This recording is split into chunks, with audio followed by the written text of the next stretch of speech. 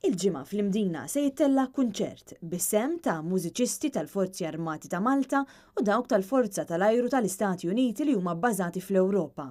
Dan il-kunċert se jkun iffurmat minn 7 mużiċisti li 3 minnhom huma di Clarinet Trio tal-US Air Forces u 4 li huma l-Clarinet Quartet tal-Banda tal-Forzi Armati ta' Malta.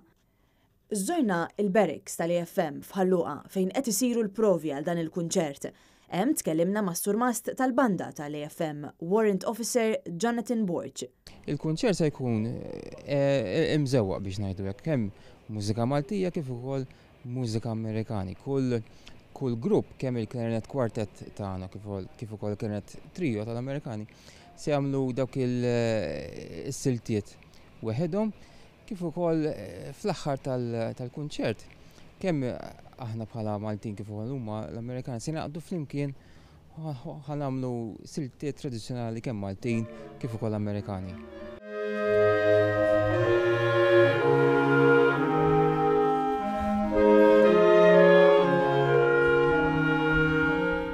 Is-surmast Jonathan Borg qal il-provi jkunu ilhom ftit li bdew. It-taħriġ ikun ilu xi ftit li beda apparti x-xogħol li konna aħna bħala banda sħiħa. Però il-mużika aħna nibgħatu għal xulxin permezz tal-email ovvjament, allura nkun nistgħu nibdew nirfinaw affarijiet sakemm ninaqdu flimkien bħala grupp.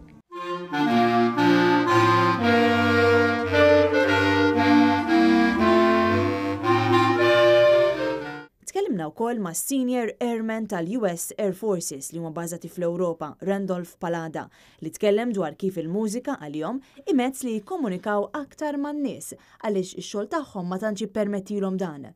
We were invited by the US Embassy in Malta to play for the Independence Day concert and also to do a outreach concert out in Mesquita Square in fl-Imdina.